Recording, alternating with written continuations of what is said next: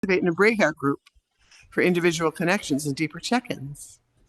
If you're here in person, please fill out a visitor card at the table near the exit before you leave today, and please do join us for coffee at the end of the service. We are one people of many beliefs, many origins, sexualities, and genders. We are all growing, all learning, all loved. Just as you are welcome here. Announcements for this week. The Knitting Ministry will meet at 10 on Tuesday. On Saturday, the 22nd, the Board of Trustees retreat will begin at 9:30 off-site. And on Sunday, July 23rd, a week from today, our very own Sue Shaner will lead the service on the labyrinth as contemplative practice. Suze will give an overview of this contemplative practice and give us an experience of a form of labyrinth while we are sitting in our seats. Okay. Take a moment, look around you, and greet one another. In front, beside, in back of.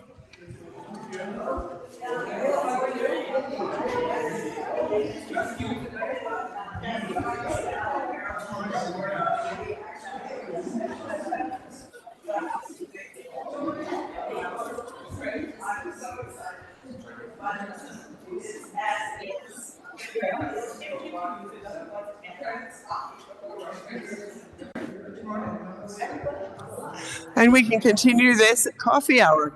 This is just a little taste of conversations for coffee hour. And now I would like you to please join Joe in or come and listen to Joe's opening words. Not join him, listen to him is what I meant.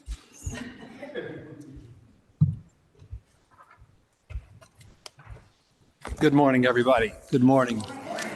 First of all, I want to thank everyone for coming here this morning.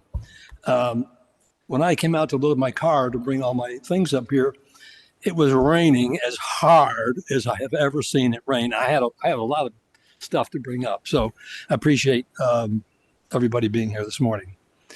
And you can probably tell by the order of service that the service this morning is going to have something of a Hindu and Buddhist theme to it. So the opening words this morning are going to be by a Hindu monk whose name was Paramahansa Yogananda, and that name might be familiar to some people. He's noted for a very famous book that he wrote in 1946. He toured the United States for decades and decades, talking about yoga and yoga philosophy, yoga practices and principles. So these are his opening words, and this is something of a, well, it's close to a poem, but it's pretty profound in my view, and I hope you enjoy it. You may control a mad elephant. You may shut the mouth of a bear and the tiger.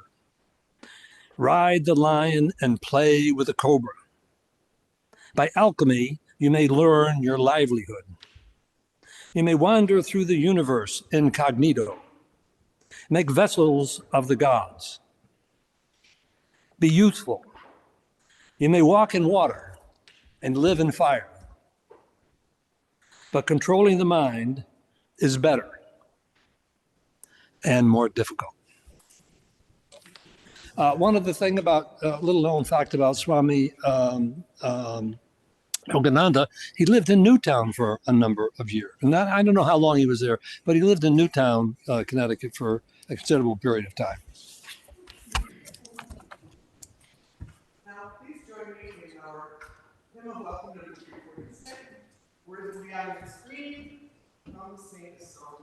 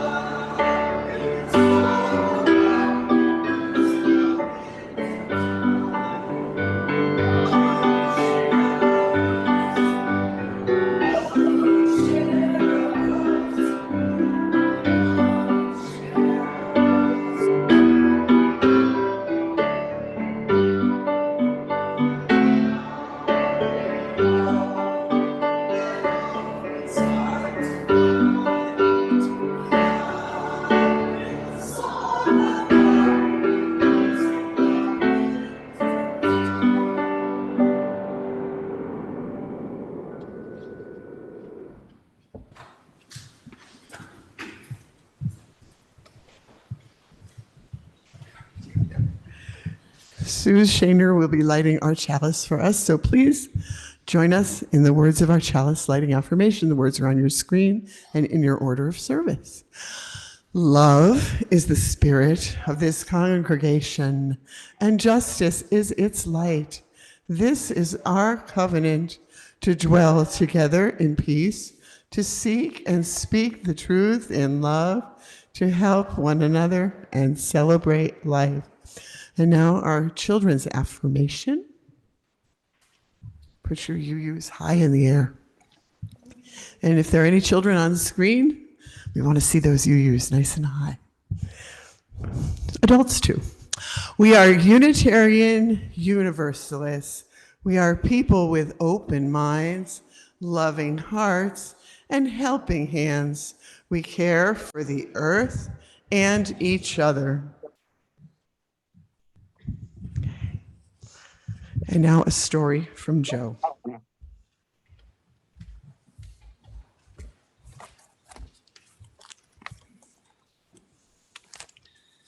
So this is a story for this morning. So I'm going to begin my story by saying, once upon a time. Can you hear me okay? Can you hear me now? Yes. Any better?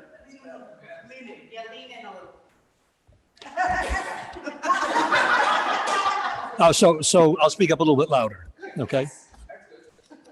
All right, so there was a Hindu monk who had a little hut, and he lived about way on the outskirts of town. And he had a little garden in the front, a little white fence, and he lived there by himself.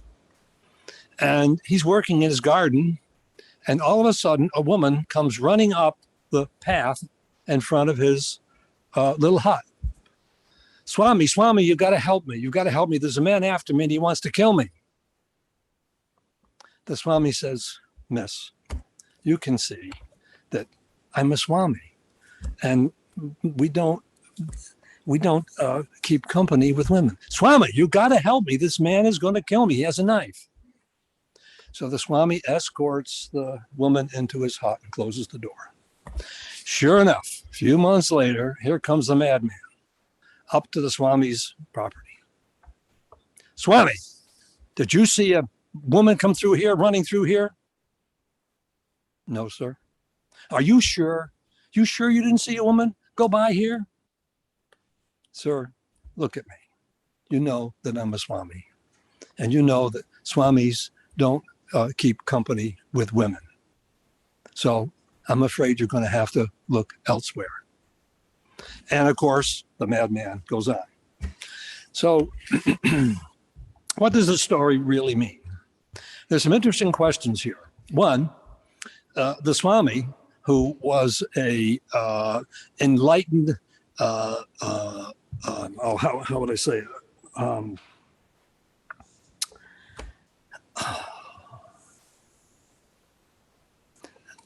enlightened and highly thought of person in the community, but he told a lie.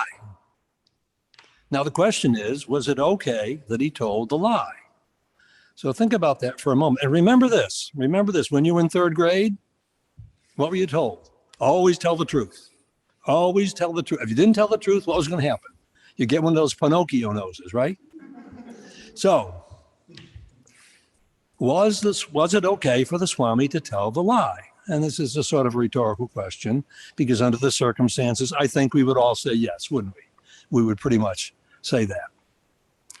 So is it okay to tell a lie under certain circumstances? Yes, we could say that. It is. However, there's one criteria that has to be met from the spiritual perspective. That criteria would be that if you're going to tell a little white lie, you'd have to make sure that it would not hurt anyone, including the person telling the lie and the person that you're lying to. Okay, you get that? Now, what you find very often in Hindu spiritual teachings and Buddhist, and you find it in the Bible as well. You can take a topic and a subject like this and then go a little deeper into it. You see, the Swami knew that he had to lie because it was going to cost 3 lives. If he didn't lie, the man would have killed the woman. And then, because he killed the woman, the Swami would have been a witness. He would have had to kill the Swami. That's 2. And if he did that, eventually the authorities would catch up with him. It would be a capital crime, and they would take his life as well. So the Swami calculated all that in his telling the lie. Now, the other side of it, is it okay to always tell the truth? Is it okay to always tell the truth? Anybody want to nod? Yes, it is. No, it's not.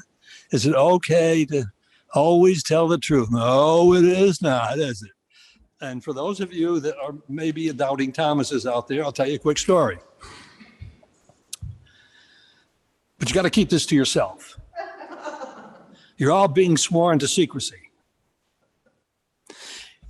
You know, Mrs. McGillicuddy down the church down the street. She always sits up next to the piano and to the choir, and she always sings out of tune. She always wears these funky little color hats. You know who she is. She's down in the other congregation. You know what? Last week, the police were at her house 3 times. Police cars were there 3 times at her house. And this is the truth. I'm telling you, this is the truth. My sister lives next door. My sister saw it. The neighbors saw the police car 3 times. She was there. 3 times. Is it okay to tell the truth in that situation? No. No, it's not. What is it? What is that situation? And by the way, it's something we all do. Can anybody think of the one word that describes it? Gossip.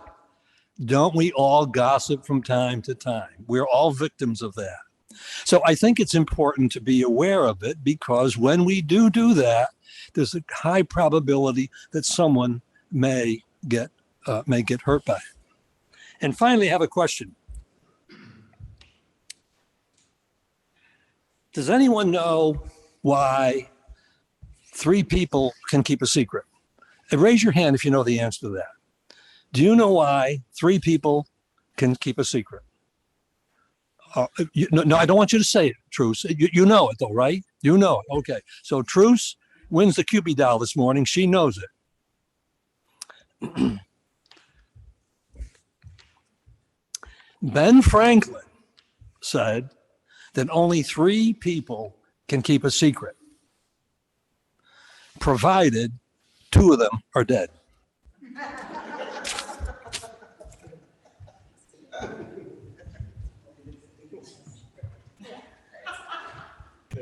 And now let's join Jerry, who will be on screen with This Little Light of Mine.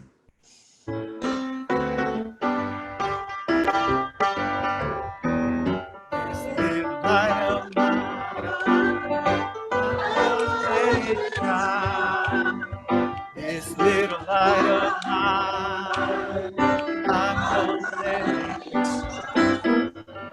This little light of mine, I'm gonna let it shine. Let it shine, let it shine, let it shine.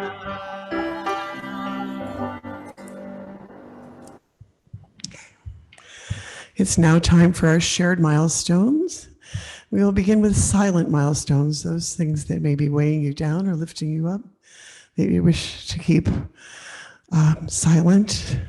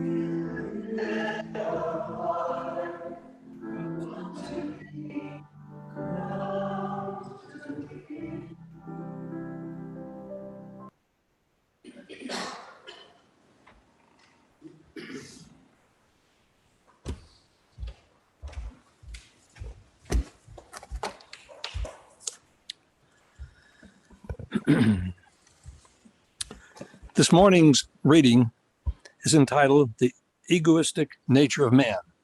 It comes from a book written by Swami Satchidananda titled To Know Yourself, and it was written in 1978. It's very short. It is the egoistic nature of man that thinks, I am different from you. I must have everything for myself, or my community must triumph, or my country must triumph over yours.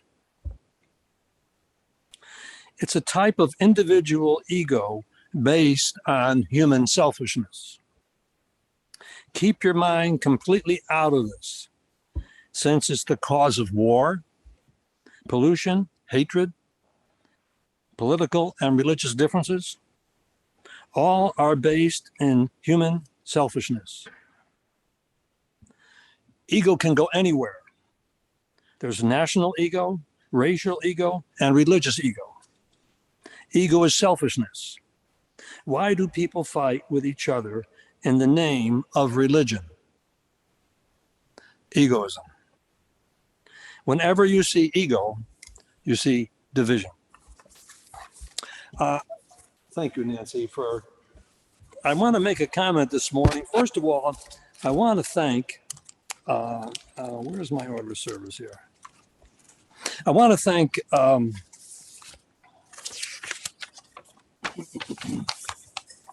Melody for this wonderful cover that she did on the Sunday service today. And she does it every Sunday, and she does a wonderful job. And so what I thought I would do is, this is a picture of Swami Satchidananda. And it was painted by Peter Max sometime around 1967, 1968. Peter Max and a movie producer whose name was, I've got to remember it now. It'll come to me. They were in Europe. Use the microphone, please. They were in Europe. And they invited Swami to come to the United States. And he came to live with Peter Max for 2 weeks. And he ended up staying 6 months. Then he went back to India, then ultimately back to the United States. And when he came back, he stayed here. That was in 1966. Of course, he traveled back and forth to India, and he traveled around the world constantly, giving lectures and talks about yoga, yoga philosophy, yoga spirituality. And little known fact, from 1971 to 1976, he lived a half a mile from here on Zen Road, number 1 Zen Road. And that was the Integral Yoga Institute at the time. That's where I learned to teach yoga and got my teaching certificate and all that. And they were here for that time to look for property to buy an ashram in Connecticut, which was ultimately purchased up in Pomfret, Connecticut. And it belonged to a bubblegum heiress. It was a huge, massive building. And that was the ashram. Finally, they closed that ashram and they moved down to Buckingham, Virginia. And Buckingham, Virginia is in the geographical center of Virginia. And Integral Yoga bought 750 acres down there And he built the first ecumenical shrine in the world to commemorate the 10 major religions of the world. It's absolutely breathtaking to see it, and it's beautiful. I can highly recommend, if you get anywhere near Central Virginia, it's worth going by to see it.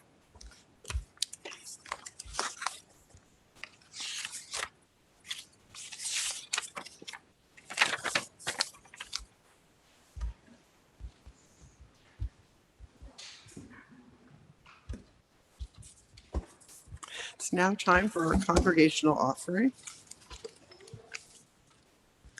As soon as I find the script.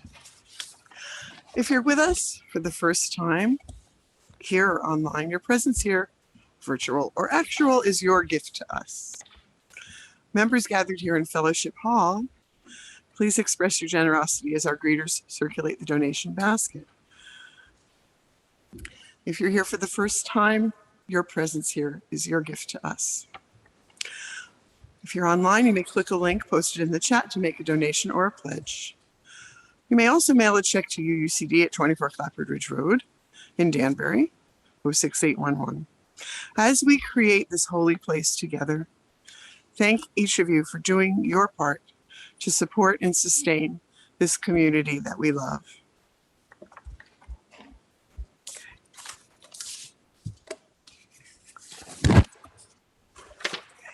Boom.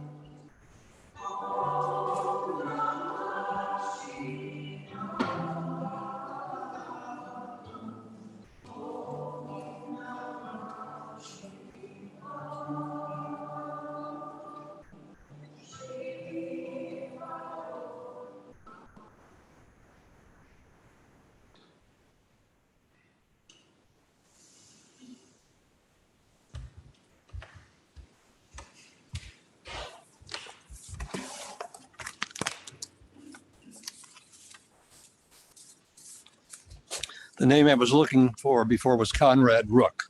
Do any of you have that where you and raise your hand. Anybody have that where you know the name is there, but it takes a little while for the gears to move to bring the name up?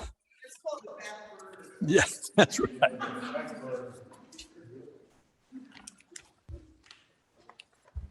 This morning's talk will be about lessons coming from Buddhism and Hinduism. How do we learn and what's missing? There are 6 predominant learning styles: visual, auditory, kinesthetic, cognitive, reading and writing. That's the way we learn. The question becomes, why do human beings have so many emotional problems and stressful events in their lives? We have 12, 16, 20 years or more of formal education, plus life learning skills.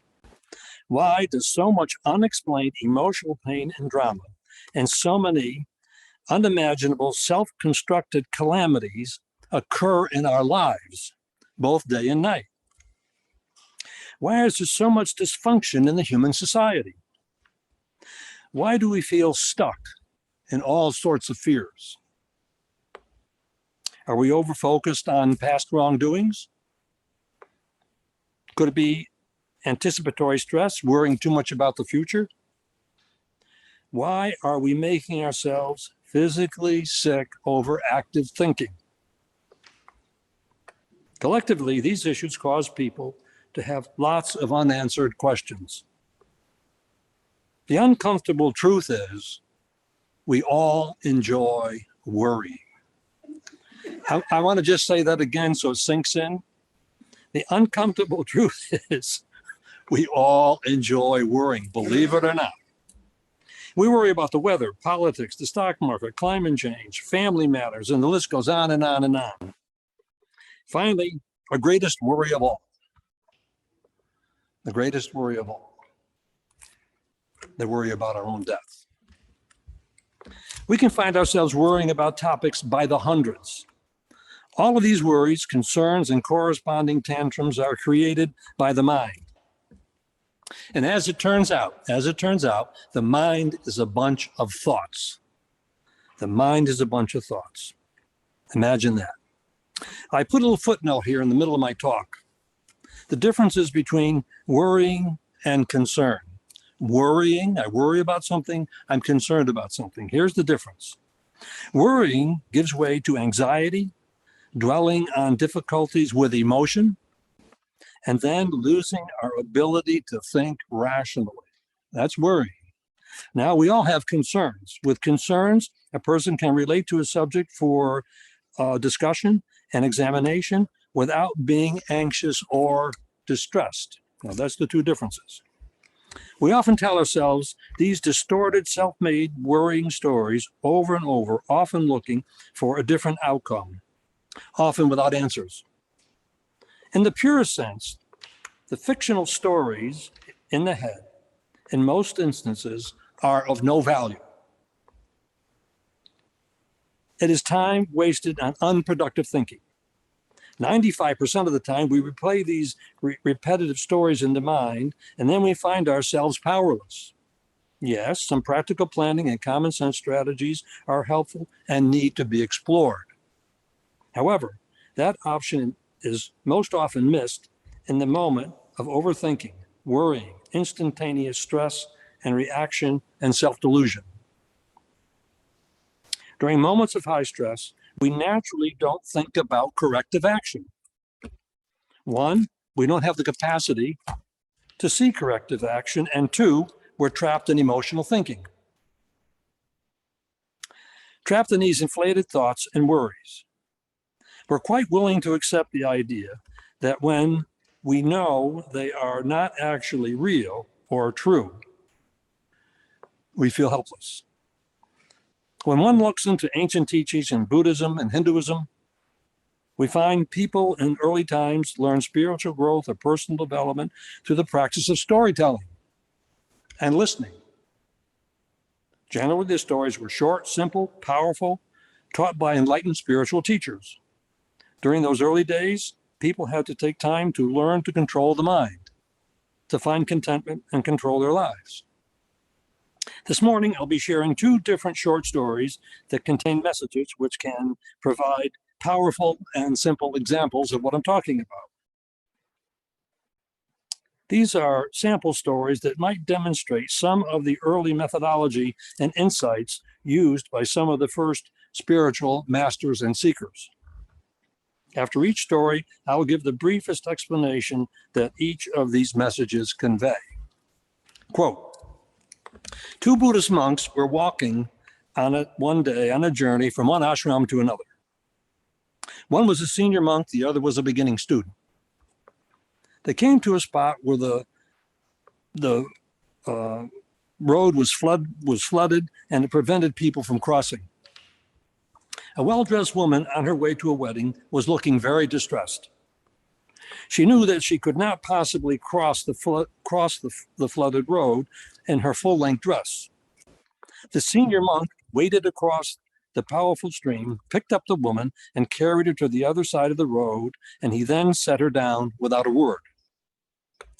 After many more miles of walking, the two monks were just about at their destination. The young monk said, "Master, I've been thinking. You know, we are not even supposed to think about or look at women. Yet you picked up that young woman in your arms and you carried her across the stream." The old monk paused for a moment. He then turned to the young monk and said, "I put her down hours ago. You're still carrying her." Right? Do we hold on to concepts, ideas, practices, material objects that no longer apply in our lives? And do we want to put them down and don't? Do we hold on to fears and grievances too long without putting them down? Do we hold on and carry desires much longer than we need to? Why do we sometimes carry heavy emotional loads, fail to forgive, hold grudges, and resist change? Why do we carry these bags of heavy emotional rocks on our back that are eventually no longer relevant in our lives and take up too much space in our mind? All good questions. The next story I heard Swami Satchidananda tell back in the mid-70s and has never left me. So I hope you'll enjoy it, get as much out of it as I did. A senior monk entered a meditation temple at 4:30 a.m. for morning meditation practice. The Swami entered the dark temple and began praying in front of the altar. All of a sudden, he heard a sort of a soft conversation. And the conversation was this. The stone on the floor in front of the altar started talking to the idol, which was also, again, made of stone. Hey, people, great reverends come in here and they kneel before you, they worship before you, they pray before you, they bring you flowers, they pour milk and honey on you. Those same people come in, they walk on me, they trample on me, they disrespect me. Then the idol spoke. You could have had the same opportunity as me, replied the statue, but you missed your chance. Yes, we were together as brothers in the large stone, but the sculptor could see that the stone was going to be too big. So he broke the stone into two halves. You were one half, I was the other half. He started working on you first. You became terrible and angry and started shouting at him. Hey, what are you doing? Stop hitting me. Stop banging on me. Stop touching me. Who do you think you are? Don't touch me. The sculptor thought you were possessed with some sort of a devil.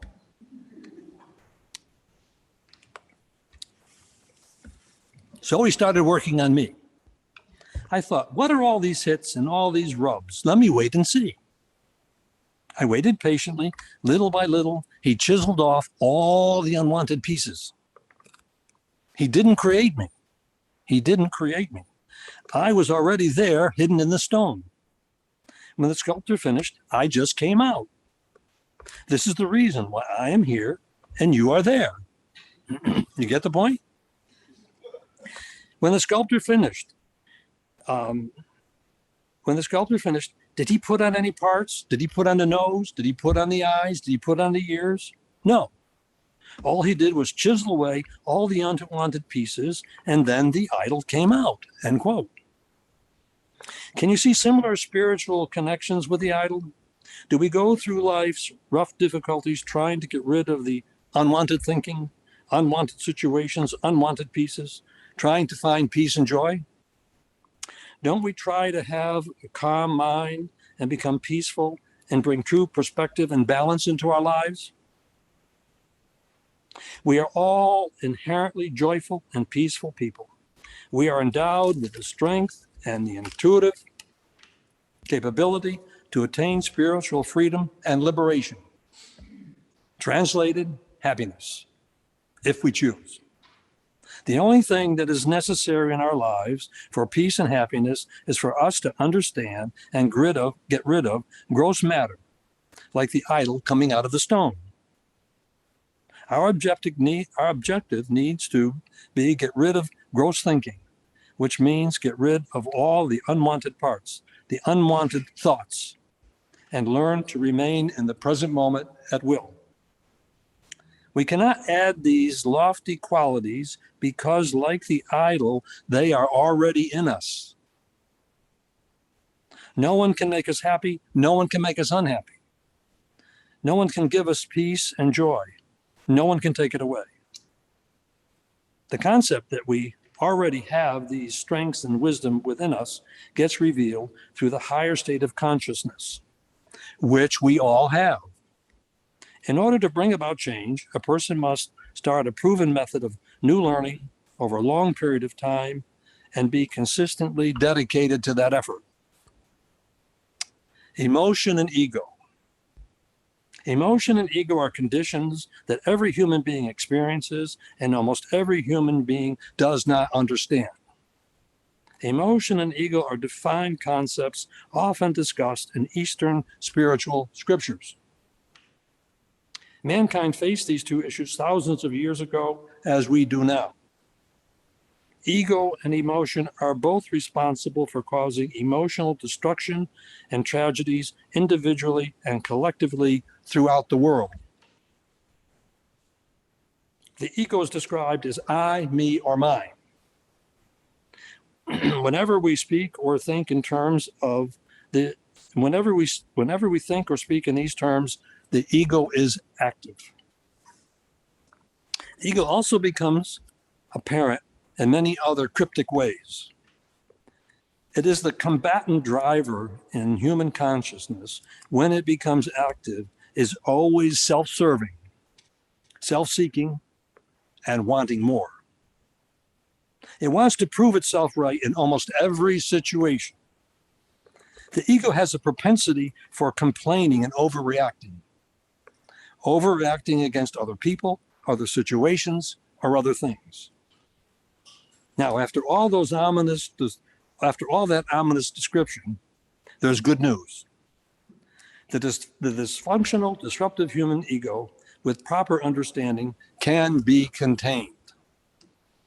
Emotion, on the other hand, are those natural feelings which come in humans and both positive and negative reaction.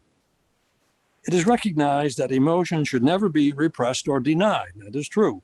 However, we live in a world where the lack of understanding and the lack of self-observance of negative emotion can cause drama and self-destruction.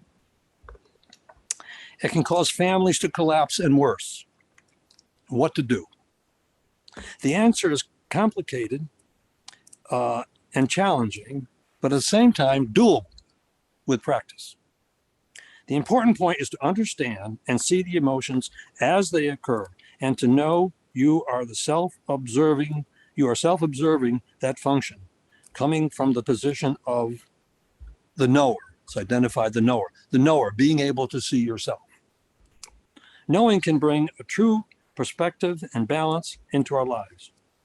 Witnessing disruptive emotion at the deepest level over time will help a person accept and bring an end to many of life's seemingly inexplicable problems. Problems like corrosive arguments, the need to be right, complaining about others, anger, resentment toward others. All of these conditions are often expressed verbally and in the head. The difficulty is we cannot see the acting out of harmful emotions when those gross emotional behavior is currently happening right in front of our eyes. The most effective resolution is to slowly and gradually learn to make changes in egoic and emotional dysfunctional events. Observing the feelings generated by emotion, witness the feelings that come up. Learn to be the knower and the observing entity coming from your own higher state of consciousness. The difficulty is not being able to see the emotional event in real time when it is immediately occurring. Often it brings big problems. Negative emotions are self-inflicted and unnecessary suffering and pain that we bring on ourselves. We all have observed these mental disruptive movies in the head many times before. A person cannot start to become conscious of personal self-destructive activity and then generate change quickly. The seemingly inexplicable reason we all allow the same old thoughts and to replicate themselves in our lives over and over and over again is because we're blind to the self-generating deceptive thoughts as they are occurring. This happens because we have never attained the knowledge, practice, and personal discipline necessary to see emotions exactly for what they are. Just a thought. Imagine. Just a thought. What a surprise. Every time you resist acting on your emotions, you are rewiring your brain to be calm. And finally, reading and studying spiritual philosophy in Hindu and Buddhism, or for more modern interpretation in books like The Power of Now or New Earth, will help a lot in the process of change. All of these studies are available through the Spiritual Speaking Group here at UUCD. This course has been offered for many years. These studies will help a person on their way to find clarity, peace of mind, and the true power within. We all haven't got a lot of time left. Perhaps now is the time to start. My sincerest thanks to all of you for allowing me to have this opportunity to speak with you this morning. And should there be any questions, well, I'll tell you what I'll do right now. I think we have a few moments. If I'll take one or two questions. If anybody has a question about anything that I said this morning, I'll attempt it if you want to ask. If there is no questions, you can ask me after the service is over. I'll be happy to try to answer it for you. We're good?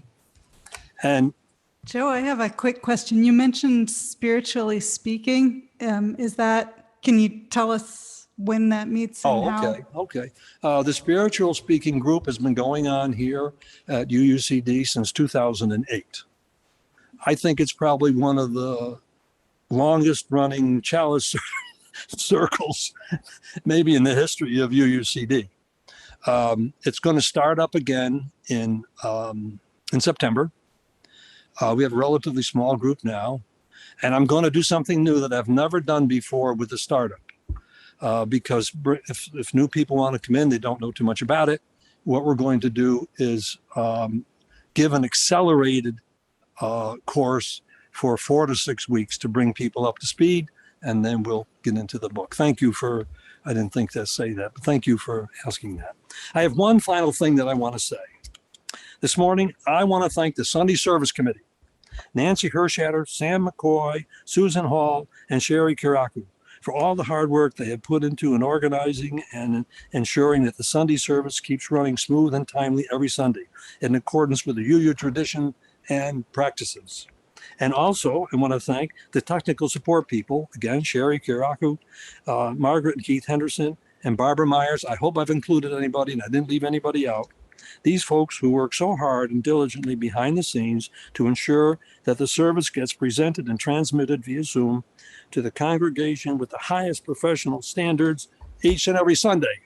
So thank you to all of those folks. They just don't get enough recognition.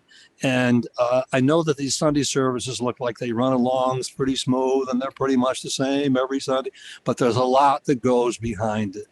And it's a lot of work. Thank you. Brief musical meditation and then we will extinguish that.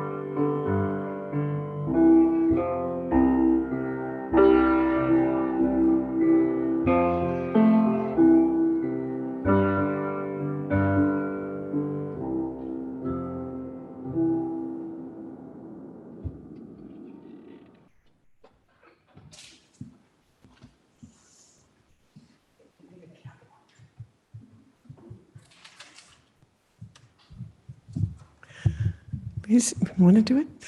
Please join me in the words for extinguishing the chalice. We extinguish this flame, but not the light of truth, the warmth of community, or the fire of commitment.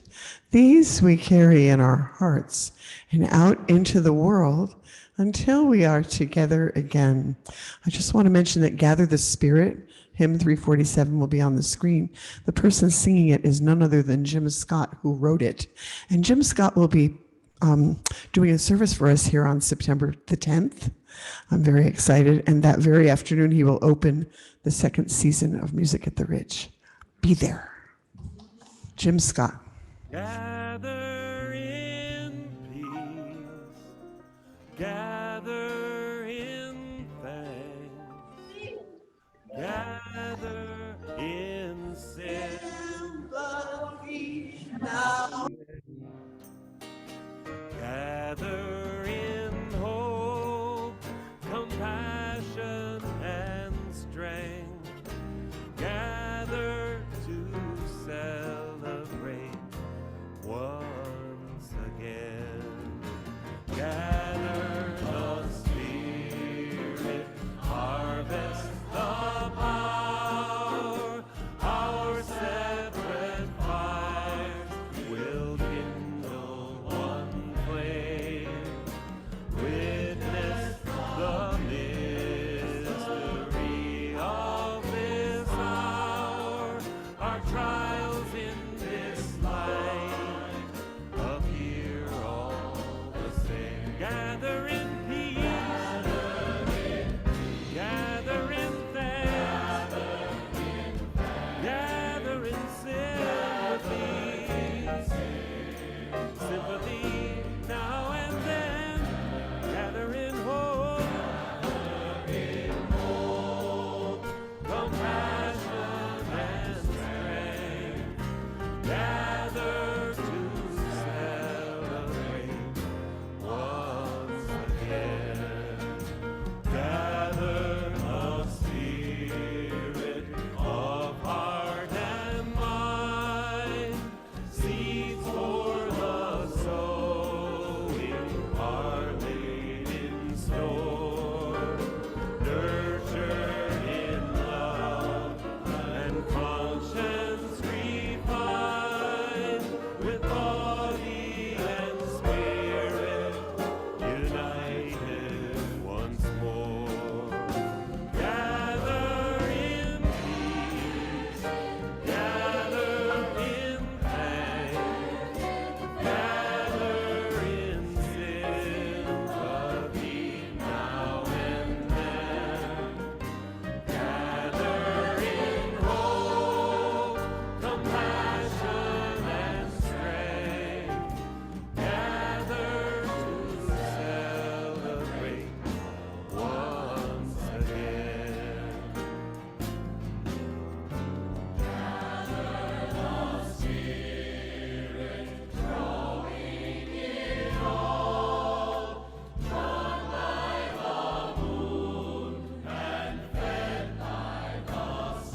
Winter to spring,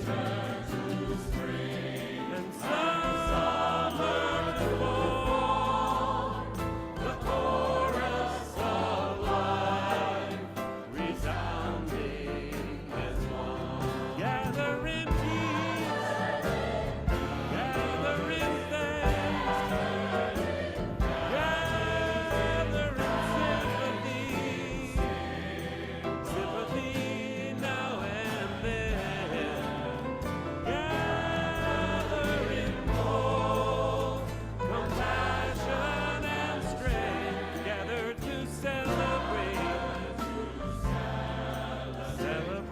once again.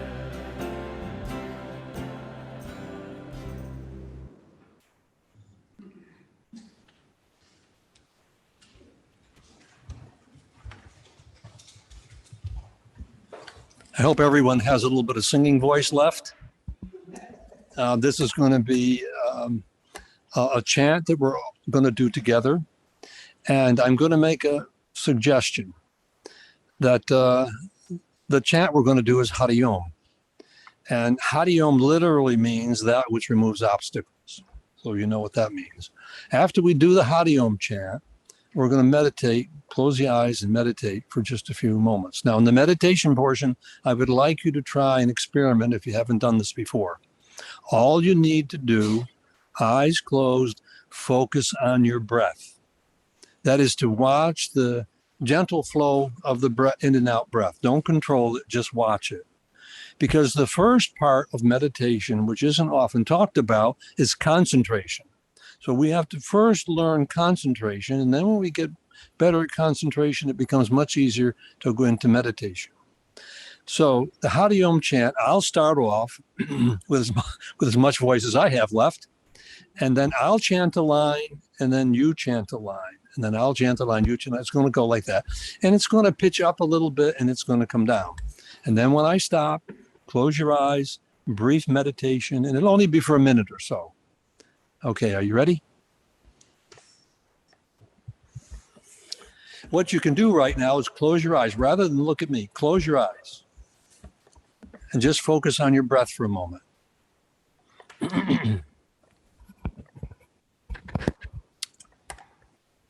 I do a line, then you do a line.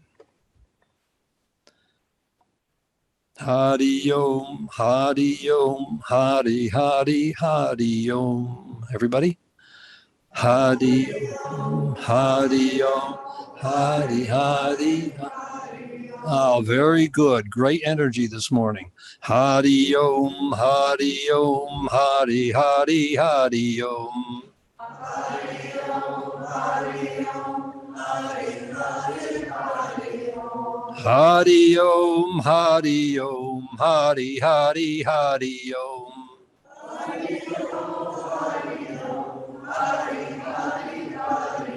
Hadi Om, Hadi Om, Hadi, Hadi, Hadi Om. Hadi Om, Hadi Om, Hadi, Hadi, Hadi Om. Hadi Om, Hadi Om, Hadi, Hadi, Hadi Om. Hadi Om, Hadi Om, Hadi, Hadi, Hadi Om. Hadi Om, Hadi Om.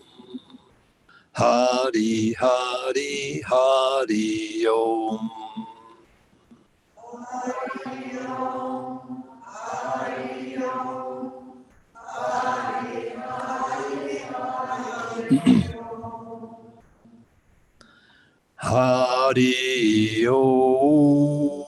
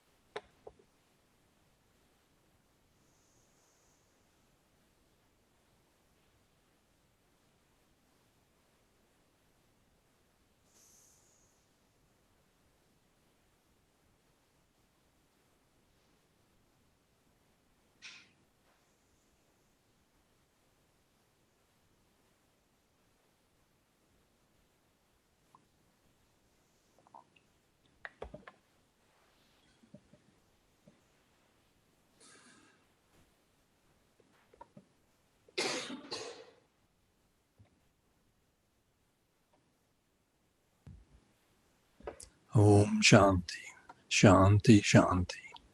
Peace, peace, peace be unto all.